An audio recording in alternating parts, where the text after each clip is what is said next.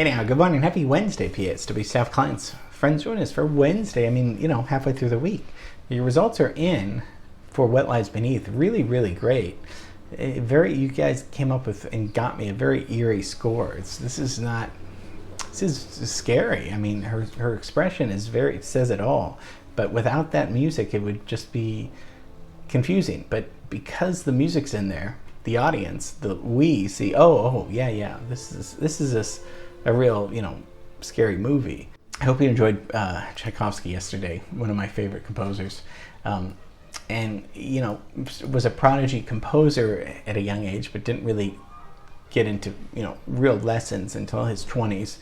And so that's unlike who we're going to talk about today and tomorrow. And, we're going to talk a little bit more about German music and Russian music and how they relate and how they're different. And, we talked about that a little bit yesterday. So today we're going to relook at another Russian composer. We're going in chronological order. So this guy's younger than Tchaikovsky was. And we'll have a lot of fun looking at Sergei Prokofiev.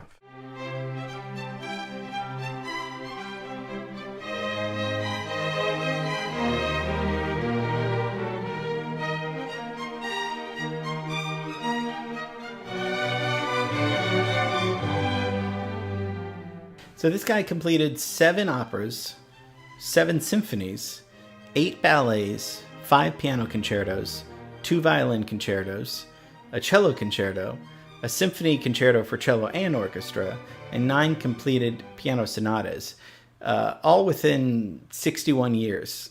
He died when he was 61 in 1953, the same exact day Stalin died, which took away a lot of the focus because, this was all in Russia. And of course, Stalin was huge, and I think it interrupted with a lot of the funeral plans that Prokofiev's wife and family had. But written all that music because he started at a young age. His mom played piano, Chopin and Beethoven for him when he was very young, and by 5, he wrote his first composition. And then by 9, he wrote his first opera, The Giant. So child prodigy, to say the least, and supposedly a brilliant chess player too. So I'm so intimidated by this guy already. It's just, and I think he was quite an intellect and a little bit arrogant. But again, I say when you're arrogant, that's not the best quality. But if you have the talent to back it up, it's excusable maybe. So born in 1891. Big thing happens in 1891. We get Carnegie Hall. Now, if you don't know the name, it's not Carnegie Deli. That's a different place. That's where they have great sandwiches. But it's in New York. Carnegie Hall is on 7th Avenue, right in Midtown Manhattan. And I've been there a few times. It's a wonderful place to hear classical music. So that's built the year Prokofiev is born. The joke is, how do you get to Carnegie Hall? And the answer is to practice. If once you've performed there, you know that you've made it in some ways, and it's still thriving. So as a teenager, he goes to the St. Petersburg Conservatory at the age of 13. So he's already a prodigy and studying classical music and piano and conducting, but he's a brilliant pianist already. He's most known, and this is the music we're gonna have fun with today. He's most known for Peter and the Wolf, which we'll listen to, which you guys have probably heard of, and I played in class one time, which is kind of, he wrote for his kids and for kids in general. It's an educational piece where he wrote it in 4 days. That's it, and it was a favorite to the Moscow Children's Musical Theater, and he said, pay me however much you can afford. So I don't know how much that was, but you have a narrator, and that narrator explains each instrument in the orchestra. And apart from it being kind of a simple, sounding simple, like a simple exercise, it's actually wonderful, beautiful music. So fun. I mean, I think kind of every kid had that record growing up, and there's many famous people that have narrated it, and there's also versions where there's no narration, it's just lovely music. a very cool groovy organ jazz composer did a whole Peter and the Wolf jazz album, and Oliver Nelson, who we talked about, did an arrangement of that album, which is very cool. So Peter and the Wolf is 1936. So this is in 1917 he leaves. He goes to the United States. He goes to Chicago, New York, to get out of what the war is going on. And then in 1921 comes up with a very famous piece that's super fun, very March-like. His music is dissonant, but he loved melody. But it's modern music. That's what he kind of described his music as. You have the Romantic period, the end of the 1800s, Tchaikovsky and all that stuff, and then you get some atonal stuff with Schoenberg, and then Stravinsky's in there. But Prokofiev's doing his own kind of mixture of atonality and also melody and heavy orchestration. So when in Chicago he premieres in 1921 this opera that got kind of mixed reviews, but it went on to be performed all the time, and it's this is the march from The Love for Three Oranges.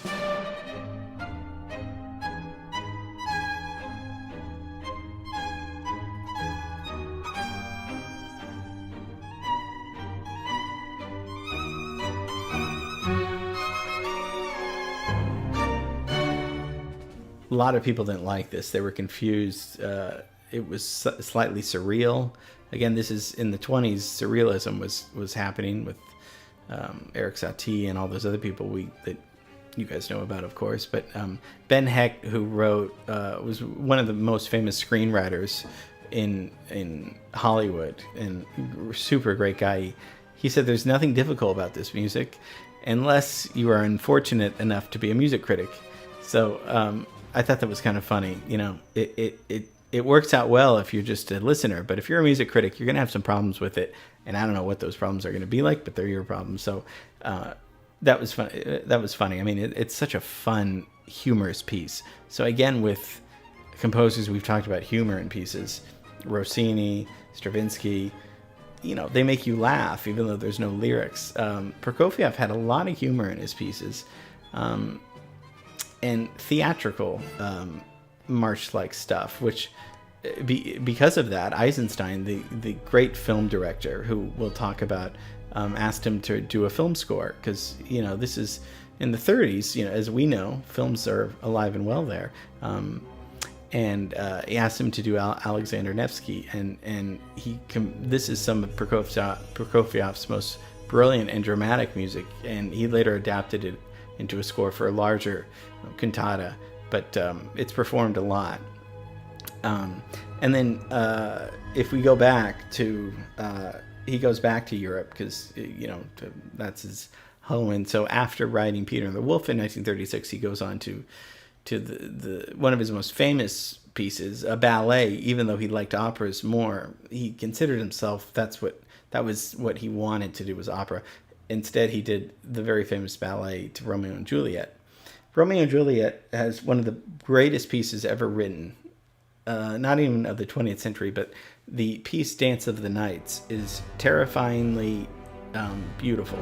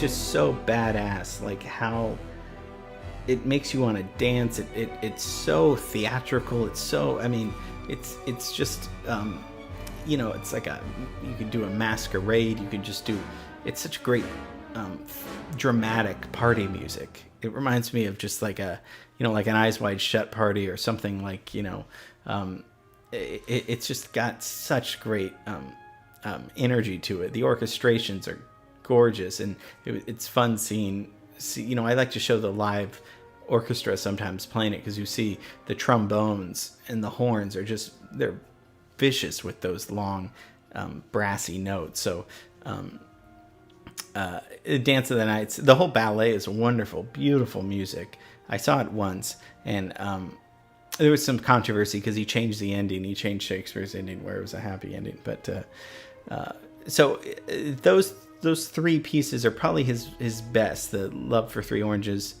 Peter and the Wolf, and Romeo and Juliet. That's wonderful music. He was such a monumental genius in the 20th century that it's hard not to mention his name, and influenced so many film composers. I mean, not just John Williams, but other people. And I remember reading this quote in college. I always thought it was really great. I actually didn't think it was attributed to him, but he said, "There are still so many beautiful things to be said in C major." And that's a great line. C major, as we know, is kind of, when you're learning music for the first time, you learn a C major scale. It's just a simple scale. And the key, many times, at least with me, when I'm trying to figure out something, I will start with C. It's just kind of the easiest. There's not any accidentals. So you just kind of, so for a very sophisticated, genius, modern chess player, Russian, arrogant composer, there's still many beautiful things to be said in C major, meaning that there's still tons of music out there. So we don't need a complex problem to go into. We can just say something as beautiful and simple as C major. There's still tons to discover in that, which is very enlightening for us artists. And in fact, I might write something after this in C major, because he's not saying it's got to be C sharp minor and that's where all the musics need to be written. He's saying something as beautiful and simple as C.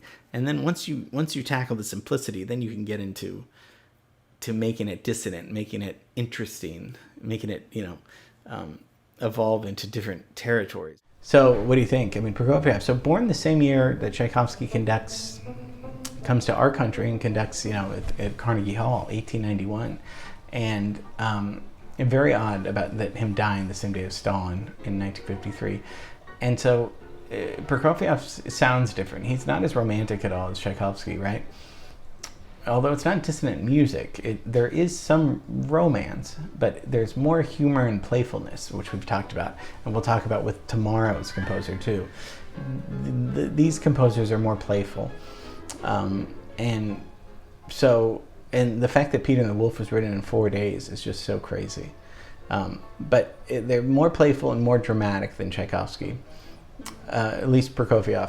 And tomorrow we'll be looking at Shostakovich. And so Shostakovich, Prokofiev we'll see more tomorrow. They're more dramatic, and film composers, including John Williams, he's taken a lot from Prokofiev and has talked about that.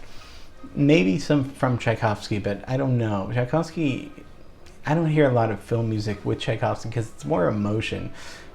It's dramatic at times, but it's more emotional melodies. Prokofiev can be more dramatic with certain things. So as we looked, he was a film composer, became one. So and he influenced Bernard Herrmann and everybody. And we looked at Bernard Herrmann this week because we're doing What Lies Beneath. So interesting to see the influence. Okay, so hope you enjoyed Prokofiev. He's a genius guy. And then tomorrow we're going to look at another Russian to wrap up our Russian week. Okay, have a great rest of the day. See you tomorrow. Bye.